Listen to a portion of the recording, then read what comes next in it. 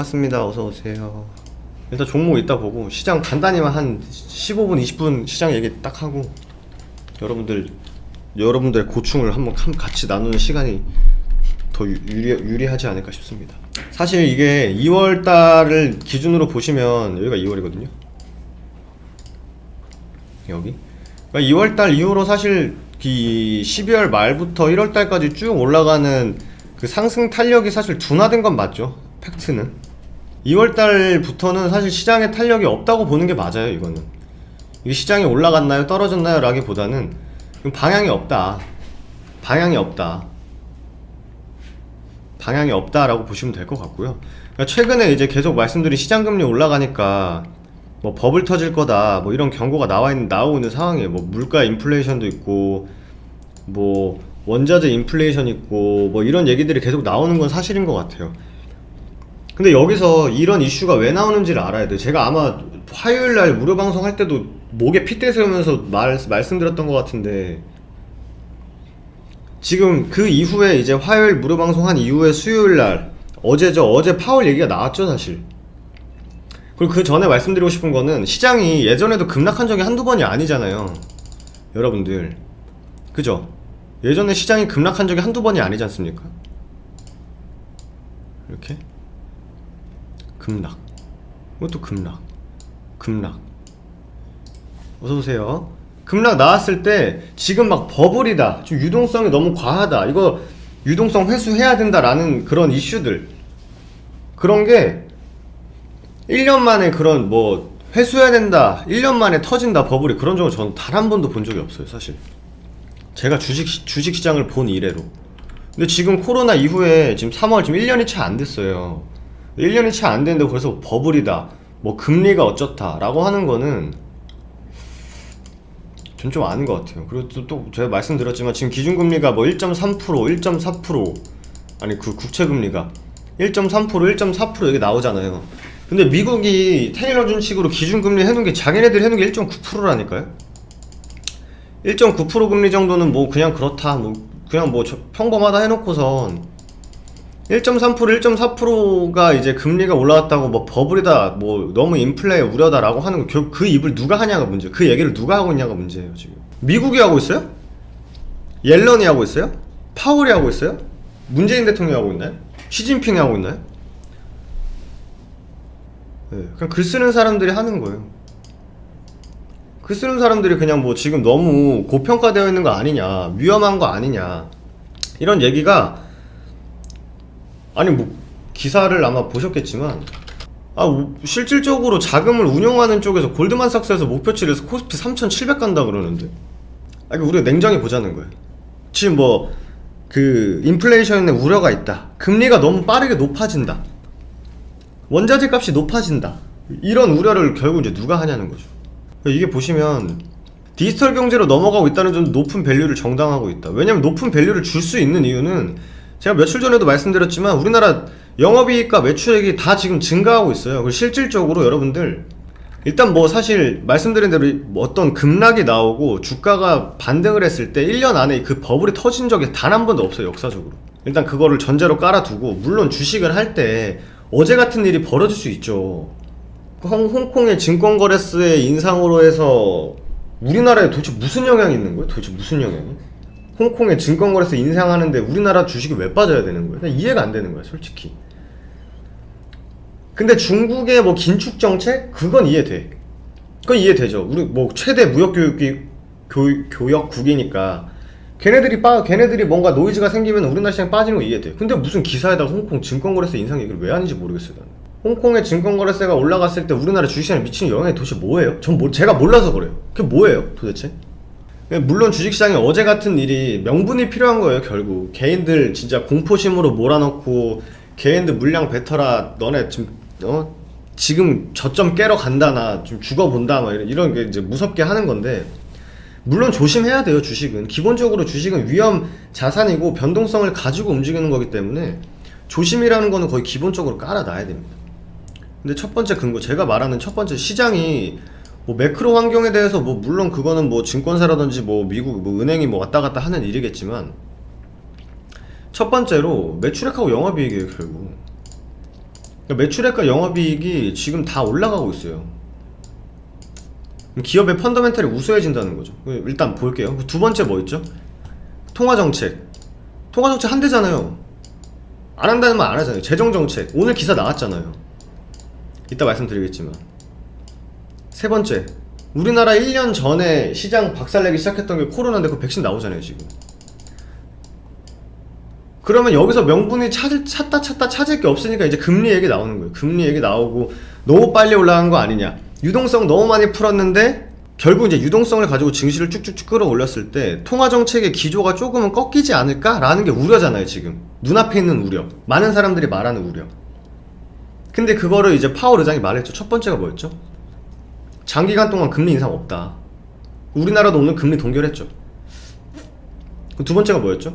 완전한 고용, 최대 고용이 지금 올라면 멀었다.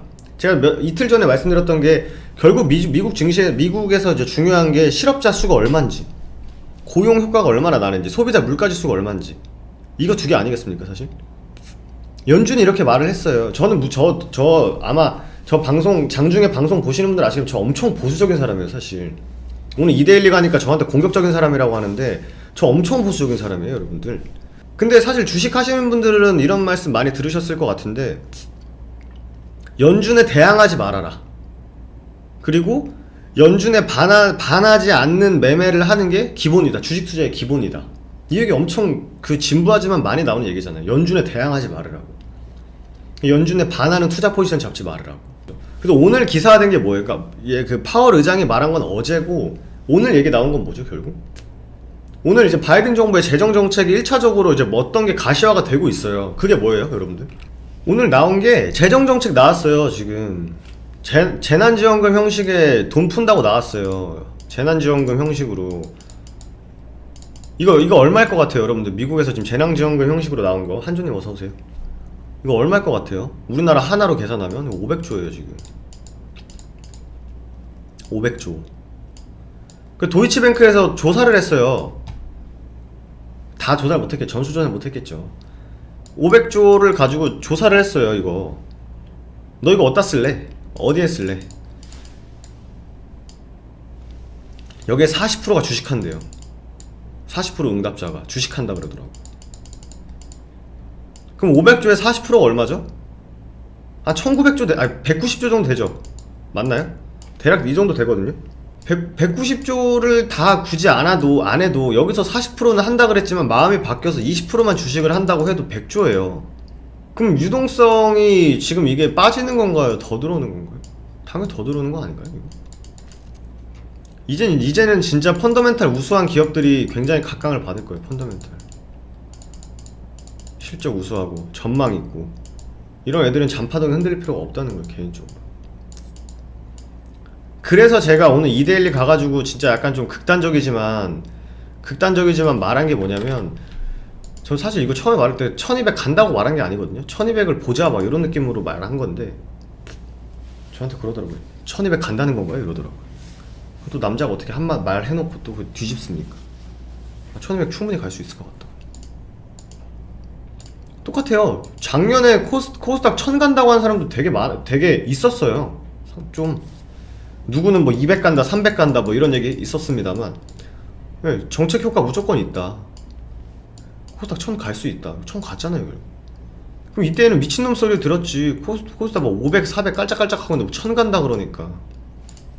제가 예전에 말씀드렸죠. 이 3월 19일이 언제였냐면, 우리나라 포털에 코로나 확진자가 대유행 대위기다 작살나겠다 라고 기사가 쏟아진 게 3월 19일이에요 삼성전자 이거 막차 타야 된다고 한 게 그 기사가 쏟아져 나온 게 1월 11일이에요 근데 지금 이거 최고점 만들었잖아요 지금.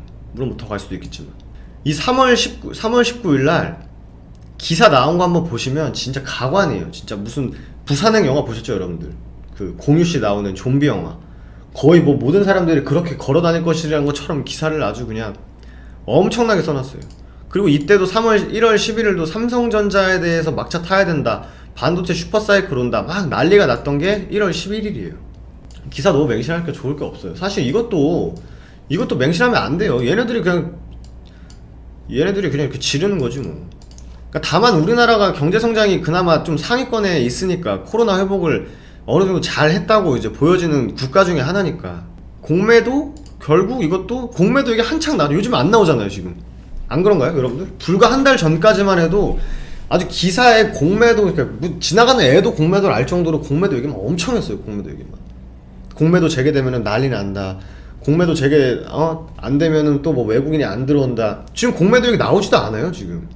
그리고 불과 지금 1월 1일 날 삼성전자 이야기가 엄청나게 많이 나온 다음에 불과 지금 2월 25일이면 한 달 전이에요. 여러분들 이날 이후로 삼성전자 기사 보신 적 있으십니까? 진짜로? 말 나온 김에 검색해볼까요? 아 네네 축하드려요. 삼성전자 몇 프로 올랐다, 삼성전자 몇 프로 떨어졌다 이야기밖에 없겠지. 스마트시티 복지시설에 태블릿 PC 전달했다는 기사나 나오고 있고. 여러분들 기사를 너무 믿으면 안 돼요 얘네들을. 그 주식 좀 오래 하신 분들은 아시겠지만 그 특정 기자들 있잖아요. 주가 막 특징주 해가지고 맨날 기사 쓰는 사람들 내용은 하나도 없고. 없어요 지금 삼성. 옛날에 이게 지금 제가 제가 뭐 네이버를 조작할 만큼의 힘이 있는 사람이 아니에요 저도. 근데 옛날에는 아예 대놓고 그냥 삼성전자라는 타이틀로 엄청나게 난리가 났었어요. 여러분들 경험해보셨겠지만. 그렇다고 해서 이 한 달 만에 과연 그 삼성전자의 그 가치가 변했을까요? 아니거든요. 이때 결국 나온 1월달에 결국 이 주가를 이렇게 개인들을 붙여가지고 주가들 지들 이렇게 쫙 올린 게 삼성전자 반도체 슈퍼사이클 온다. 반도체 가면은 뭐 또 좋다. 뭐 애플카 지금 이슈 나오나요 지금? 안 나온다니까요. 소멸된 것도 있지만 이때는 아주 난리도 아니었죠. 이때 뭐 애플카 진짜 뭐 애플에서 차 만들어가지고 현대차에다가 애플 딱지 붙여가지고 금방이라도 나올 것처럼 하더니만. 증시가 안 움직이는 이유가 뭐예요 여러분들? 솔직하게 말씀드리면 개미들 더 털려라 이거예요. 아직 외국인 기관들 뭐 지네 마음에 들 만큼 물량을 못 모았다든지 아니면은 뭐 딴 꿍꿍이가 있는데 내가 기관이 아니기 때문에 거기까지 내가 알 수가 없고. 무슨 꿍꿍이가 있겠죠 결국. 재밌는 게 뭔지 아세요 여러분들? 더 재밌는 게 그쵸, 신용도 털 수 있죠. 지금 신용 22조나 있네. 여러분들 재밌는 게 뭐냐면요, 코로나가 2020년이었잖아요 그럼 2019년이 또 있었을 거 아니에요, 그죠? 근데 우리나라 거래소 기업들, 정혜님 반갑습니다. 거래소 기업들로 순이익을 통계를 낸 그 리포트가 하나 있었어요. 근데 2020년은 극단적으로 안 좋았던 시기잖아요, 글로벌적으로 경기가, 그죠? 근데 2019년도에 거래소 기업들의 순이익을 대략 내봤을 때 얼마는 70조였거든요 70조라고 나왔어요. 그럼 2020년에는 어느 정도 나왔을 것 같으세요? 순이익이 70조 나왔죠. 70조 나왔다는 게 결국 이게 의미하는 게 뭘까요? 2019년도에 거래소의 순이익이 70조 나왔는데 2020년도 70조 정도 나왔다고 해요. 그러니까 이 2019년도에는 사실 코로나가 없었죠. 2020년에는 이제 코로나 뭐 그게 있던 상황이니까 1년 내내. 그러니까 우리나라 기업들이 이제 위기관리 능력이 생겼다는 거예요 사실. 물론 중간에 힘들었습니다만, 중간에 다 힘들었겠지만, 예, 위기관리 능력이 좀 생겼다는 거예요. 근데 2021년에 순이익 얼마 예상하는지 아시나요 혹시? 130조 예상한대요 지금. 성장한다는 거예요, 성장. 기업들이 성장한다는 게 결국 뭐죠? 기업들이 성장하면 영업이익과 매출액이 늘어난다는 거예요. 어쩔 수 없이 늘어나는 거예요. 진짜 어쩔 수 없이. 왜냐면 영업이익과 매출액이 늘어야 순이익이 늘어나니까. 130조 추정하고 있어요. 못해도 100조만 나와도, 30조 좀 손해보고 안 나오고 100조만 나와도 전년 대비 오르는 거거든요. 그러니까 기업들의 펀더멘털이 굉장히 위기관리 능력이 좋아졌다고 봐요 저는. 저 엄청 보수적이에요 사실. 주식시장 볼 때 아시는 분들은 아시겠지만 저 엄청 보수적인 사람이거든요. 제가 보고 느끼고 그냥 제 주관적으로 해석을 하기에 뭐 더 나빠질 이유가 별로 없는 것 같아요 사실. 뭐가 나빠질 게 뭐가 있을까요? 나빠질 이유가 뭐지? 지금 물가 상승 속도보다 소비심리 개선 속도랑 경제 회복 속도가 더 빨라요 지금. 근데 사실 뭐 그쵸, 뭐 제2의 팬데믹이 오지 않는 이상 코로나라는 게 또 안 터질 거라고 하는 보장은 없습니다만, 그런 돌발 변수는 사실 우리가 알 수는 없는 거고 피할 수 없는 완전 체계적 위험이고 우리가. 근데 혹여나 모르기 때문에 실체가 있는 기업에다가 투자하는 건 좀 필요할 것 같긴 해요 사실. 그 작년에 이제 새롭게 생긴 단어가 있잖아요, 우리 PDR이라고. 이제 이게 드림이었잖아요. 이제 사실 이제 주식이 꿈을 먹을 때가 가장 뭐 탄력이 가장 좋긴 하거든요. 그래서 바이오 기업들이 한번 올라가면 진짜 시원시원하게 가는 것처럼.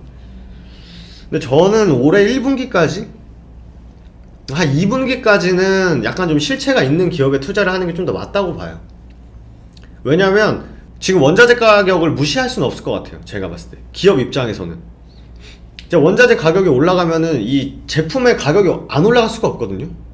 요번에 이제 원자재 가격이 올라가고 뭐 생산을 하게 되면은 기업 입장에서는 그게 부담이 될 수 있을 것 같긴 해요. 기업 입장에서 각 제품 가격이 올랐을 때 과연 소비 심리가 얼마나 잘 될지, 소비 심리가 다시 일으켜질지에 대해서는 고민을 한번 해볼 필요가 있을 것 같아요. D램 가격이 떨어진다, 뭐 OLED 투자가 줄어들었다. 근데 그걸 또 따져봐야 될 것 같아요. 뭐 이게 뭐 다 꼬리물기지만 제품 가격이, 예를 들어 제품 가격이 올랐어요. 근데 유동성은 더 풀렸어. 그럼 유동성 풀리는 돈의 가치가 떨어지는 속도가 이 제품 가격 상승보다 이걸 추월해버리면 뭐 그럼 또 얘기가 달라질 것 같긴 해요.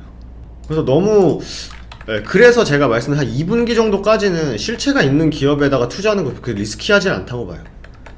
근데 진짜 내가 한방 하겠다 해서 약간 진짜 단순 기대감, 꿈을 먹고 가는 그런 기업들에게 투자를 하는 거는 조금은 조심할 필요가 있지 않을까 싶어요. 그래서 제가 왜 코스닥 1200 얘기를 왜 했냐면, 저는 저번 주에 이제 말씀드렸던 게 이제는 바이오가 굳이 안 가도 코스닥이 올라가는 걸 보여줬거든요, 여러분들.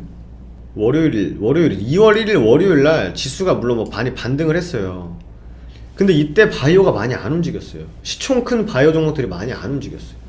그러니까 외국인 기관들이 코스닥 안에서도 시총이 완전 상위권에 있는 애들 말고 중상위권에 있는 그런 제조업을 하는 기업들을 매수함으로써도 지수가 올라간다는 걸 보여줬다고 봐요, 저는.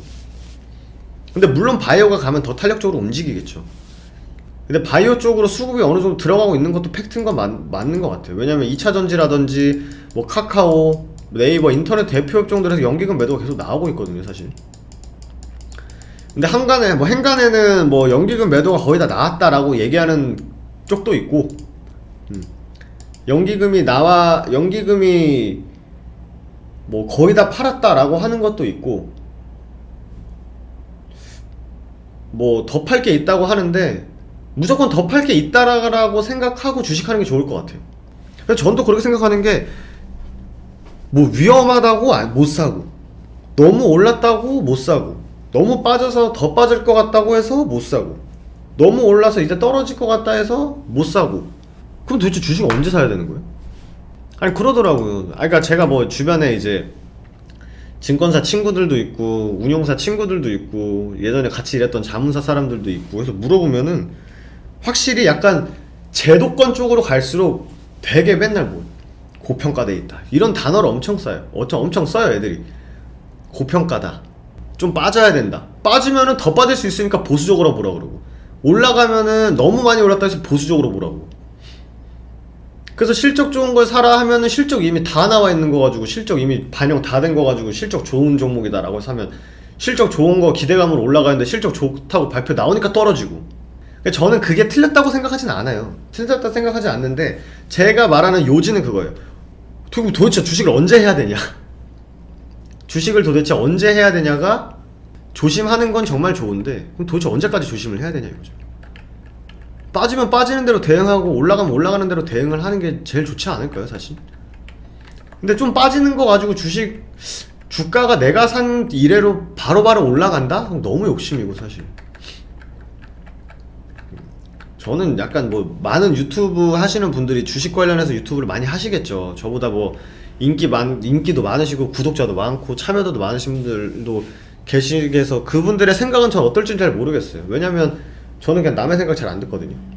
근데 이제 좀 이제 유명하신 분들이 나와서 하는 거 이제 뭐 누가 이렇게 말한다더라 들어보면은 저는 되게 제가 책을 읽고 굉장히 좀 감명 깊었던 문구가 있어요, 사실.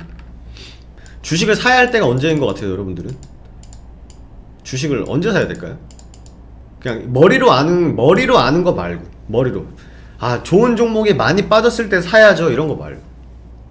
제가 그 문구를 읽고 그냥 머리를 한 대 꽝 맞은 듯한 그런 문구가 하나 있었어요, 사실. 돈 있을 때. 아, 그것도 되게 맞는 표현이네. 공포심이 최상일 때, 지금이라고 생각할 때, 돈이 들어가는 곳이 보일 때, 뭐 다 맞는 말인데, 제가 되게 그 영감을 받았던 거는 증시에 개인 투자자들의 피가 낭자할 때. 이 표현이 너무 직관적이지 않나요? 주식시장 안에 개인 투자자들의 피가 낭자할 때 사야 된대요. 이게 표현이 아무나 못 쓰는 표현이잖아요, 사실. 누가 이런 말 했어요. 피가 낭자할 때 개인 투자자들의 피가 낭자할 때 주식을 사래요. 글로 봤는데도 되게 섬뜩하더라고요. 그냥 정신 차리고 생각해보면 되게 맞는 말이거든요, 사실. 그러니까 그만큼 이제 개인 투자자들이 막 이제 곡소리 내고 막 이거 막 뭐 증시에 막 저점일 때 사라, PER이 뭐 얼마 이하로 떨어질 때 사라, PBR이 얼마일 때 사라, ROE가 이런 거 다 직관이 안 되잖아요, 사실. 도대체 뭐 어떻게 하라면 괜히 혼자 뭐 주식 관련해서 뭐 아는 척하고 전문 용어 쓰면 뭐 있어 보이니까 쓰는 건 알겠는데, 저는 제가 뭐 책을 읽고 주식 관련해서 뭐 글을 보고 할 때 이것만큼 저한테 뭔가 이렇게 영감을 줬던 문장은 없었던 것 같아요. 피가 낭자할 때 사라고. 네. 여러분들도 한번 이 부분에서 한번 생각을 한번 해보시는 거 좋을 것 같아요. 고생하셨습니다. 내일 뵙겠습니다. 들어가세요. 안녕히 계세요.